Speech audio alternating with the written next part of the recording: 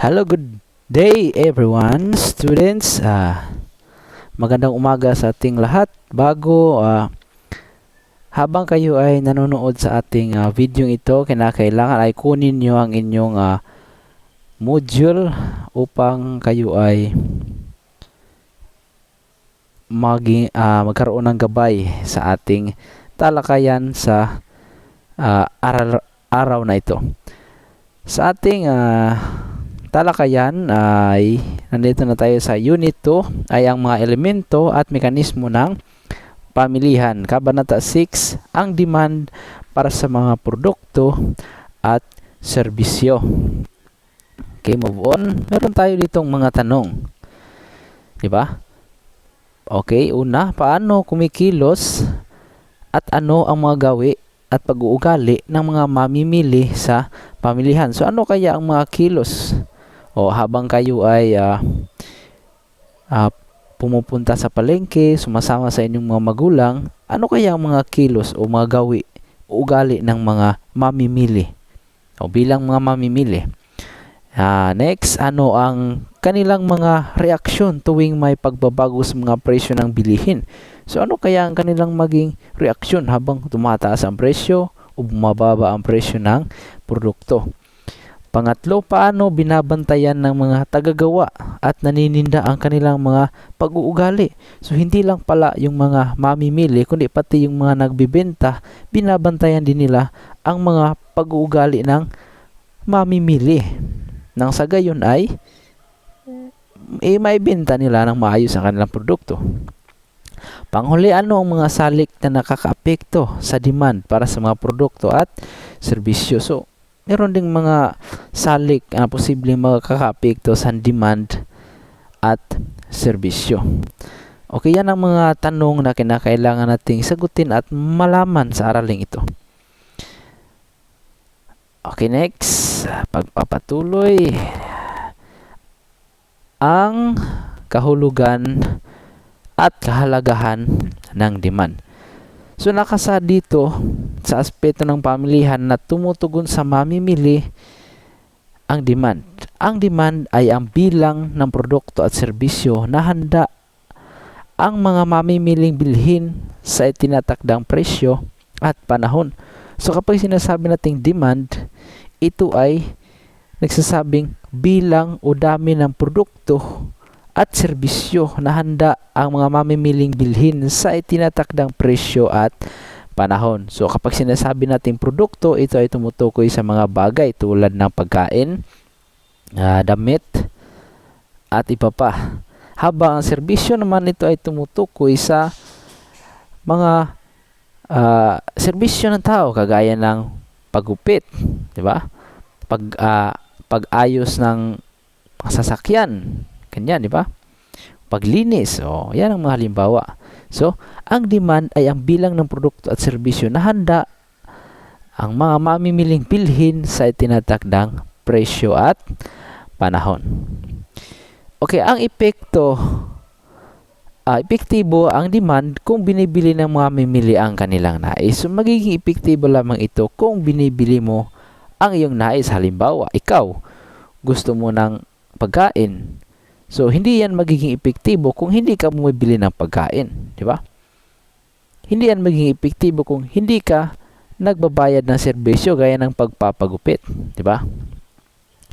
Bakit mahalagang malaman ang tungkol sa demand? At kung paano tumatakbo ang pamilihan? Bakit nga ba? Mahalaga nga ba ito o hindi? Okay, ang demand ay nagbibigay tulong sa mga tagagawa so ito ay nagiging tulong kung ano ang kanilang produktong gagawin, ilan ang kanilang gagawin, para kanino nila ito gagawin. So ito yung pinakamahalagang tanong sa demand upang malaman nila hindi ka lang basta-bastang gagawa ng produkto. Hindi ka lang basta-bastang magbibenta ng produkto, malulugi ka, di ba? So sa kanila, ang demand ay nagbibigyan ng tulong sa pamamagitan ng ano ang kanilang produktong gagawin. Di ba? Kailangan nasa panahon. Kapag malalaman mo na kung ano ang produktong gagawin o which is yun ang nais ng mga tao, tsaka ka magawa ng ilan ang gagawin. So, hindi ka basta-basta gagawa ng marami, baka ka malulugi. Para kanino nila ito gagawin, di ba? So, para kanino? Halimbawa, doon dito sa atin, di ba? Mainit ang panahon. So, ano ang produktong gagawin? So, kinakailangan ka magbibenta ng yung malalamig na pagkain, di ba? So, kung dito ka sa poblasyon o sa proper area ng Hinunangan, so kinakailangan ka magbenta ng marami-rami kumpara kung andun ka sa isla nakatira, di ba? At para kanino? Para sa mga bata ba o para sa mga matatanda? So ganyan, pinag-iisipan nila yan ng mabuti. Paano nangangalap ang mga tagagawa ng nasabing datos? So paano nga ba? Halimbawa yung mga nagbibenta, kinakailangan din nilang magkalap ng datos. Sa sistemang market, ang pagpili ay itinuturing na money votes, di ba? So pinipili nila. So tinatawag itong money votes, di ba? Mas mataas ang demand, mas marami itong money votes. Kung ano yung mga bagay na kinakailangan, yun ang kanilang pinagtutuunan ng pansin upang ito ay mas sa katuparan o kanilang maibenta. Halimbawa sa mga pagkain. So, kinakailangan ng gulay at prutas. So, ayan, kinakailangan niya ng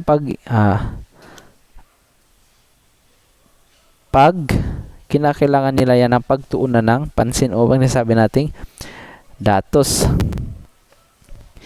Paano binabantayan ang money votes na nakukuha ng isang produkto? So, ang money votes, ito ay ang laki o dami ng benta ng bawat produkto. Halimbawa, kung bumababa ang benta ng modelo ng kotse, nangangahulugang kaunti ang money votes ang itinaya rito. Diba? So, halimbawa, sa ngayon, tumataas yung online, halimbawa online, mga online, mga yan. So, tumataas ang money votes sa online at bumababa yung money votes ng mga pangangailangan ng lalo na ngayon sa pandemya, di ba? So, may maraming mga naapektuhan. So, ganyan kinakailangan. So, proceed sa batas ng demand. So, ang demand ay meron itong batas. Ang batas ng demand ay meron tayong tinatawag na inverse proportional sa presyo. So, kapag sinasabi natin inverse, kabaliktaran ito sa presyo. Kapag mataas ang presyo, mababa ang demand, di ba? So, kapag mababa ang presyo, tataas ang demand. Halimbawa, sale, di ba? Kapag may sale sa GNF, di ba? So, tataas ang demand ng produkto. Kasi mura lang ang kanilang bilihin, di ba? So, tayong mga mamimili, ating pinagmamasdan kapag ang presyo ay mababa, tataas ang demand ng mga tao, di ba? So, nakatuon ito sa presyo. Kung tataas ang presyo, siyempre bababa ang demand kasi kakaunti lang ang bibili ng produkto. Ang paglalarawan sa batas ng demand. Okay, so demand schedule, isang talahan na nagpapakita sa ugnayan ng dalawang magkaibang bilang, dami ng demand at presyo ng isang produkto sa tinatakdang panahon. So yan ang tinatawag nating demand schedule at meron din tayong tinatawag na demand curve. Ang demand curve ito ay ang grafikong representasyon ng isang demand schedule. Okay, sa ibaba meron tayong halimbawa mamaya. So dadako naman tayo sa mga salik na nakakaapekto ng demand. So, ito yung mga salik na nakaka-apekto ng demand. Ito yung pinakamahalaga. Una ay ang kita. So, siyempre, kapag ang isang mamimili ay tumataas ang kanyang kita, tataas din ang kanyang demand. Sapagkat, pwede na niyang bilhin ang kaya niyang bilhin sapagkat meron siyang malaking kita. Habang, kung kaunti naman ang kita ng isang mamimili, posible rin na bababa ang kanyang demand, di ba? So, napaka-importante ng kita sa isang mamimili. Pangalawa ay ang populasyon. kapag dumadami ang populasyon sa isang bansa, napakarami din ang demand sapagkat marami ang nangangailangan. Habang kung kaunti ang populasyon ng isang bansa, kakaunti rin ang demand. Pangatlo ay ang pansamantalang uso. So marami sa atin ang, lalong-lalo na yung mga kabataan, ay sumusunod sa uso. Lalo na makikita nila sa TV, naririnig nila sa radyo, nakikita nila sa Facebook, ganyan.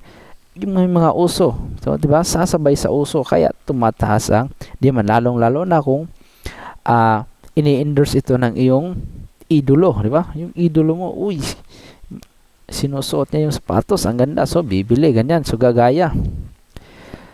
So, pansamantalang uso. Pagbabago sa presyo ng pamalit na produkto. So ito, pang-apat, nakakapekto rin ito sa demand. Halimbawa, soft drinks, di ba? Coke tsaka Pepsi. Tumataas ang presyo ng Coke samantalang ang Pepsi ay bumababa. So, tumataas ang demand ng Pepsi sapagkat mura lamang ito, di ba? So, mas malaki ang posibilidad na tataas ang demand sapagkat yung pamalit na produkto ay bumababa o wala nang Coke, so Pepsi na. Pepsi ang bibili ng mga tao. Kung dito naman tayo sa bigas, maraming uri ng bigas. Halimbawa, tumataas ang presyo ng bigas, ngunit meron tayong tinatawag na pamalit na produkto, yung mga root crops, halimbawa mga saging, ano pa dyan, kasaba, di ba? So, tataas ang demand.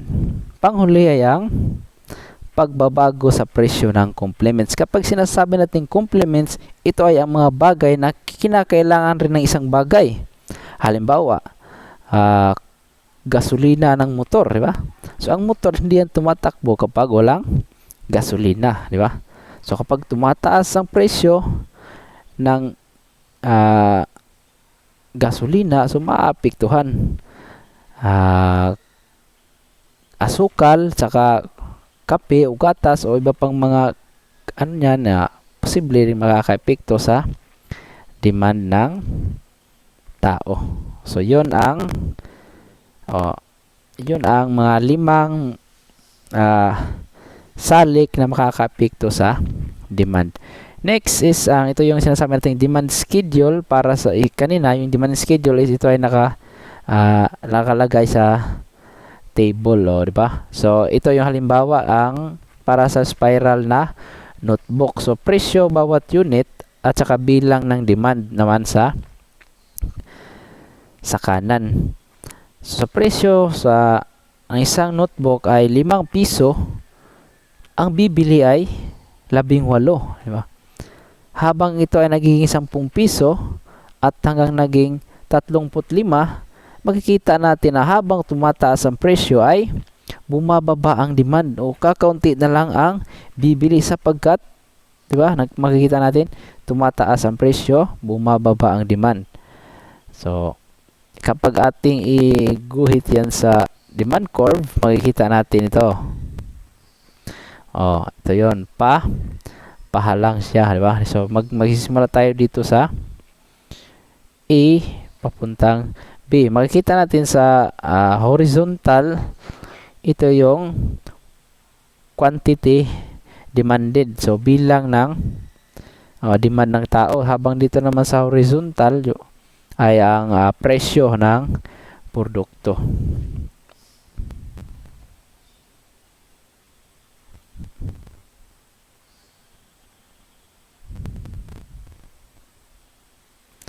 Okay, dadako naman tayo dito sa ating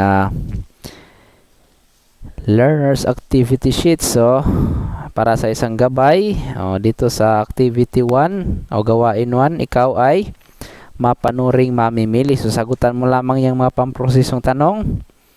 Bakit mas mahal ang bayad? O meron tayong mga larawan dyan, mayroon tayong mga larawan. So, suriin ninyo ang larawan. So, bakit mahal ang bayad kay LeBron James, kaysa sa ibang mga player, di ba? So, bakit mas mahal ang isang kotse sa kakaibang kotseng brand, di ba? So, inyong suriin yan. Proceed tayo sa